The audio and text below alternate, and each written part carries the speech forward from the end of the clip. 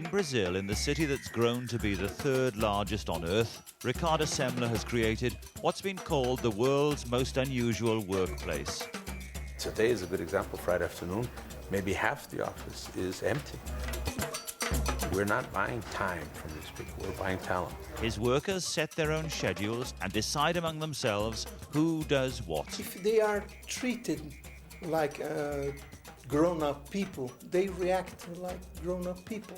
He lets them come to work when they like and then go to sleep on the job. What he's really doing is getting you to broaden your way of thinking. He wants them to choose their own bosses and set their own pay. We never get what we want, though. He says that we should all turn our working lives into 7-day weekends. I think he's a great man, but I guess everybody does.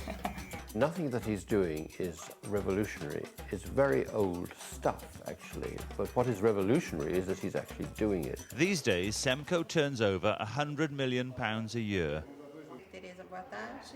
But when Ricardo Semler took it over from his father, it was a small, traditional manufacturing company, making marine pumps and a stern, top-down control. What made all the difference was when Semler reorganized the workforce into small, autonomous teams of a dozen and gave them the responsibility to run everything in their area as they saw best. It went into things like, how could we possibly tell people that we trust them completely and then search them when they leave? So we started going from the very simple issues of, for example, getting people to choose what uniforms they wanted to use, if at all, and what color.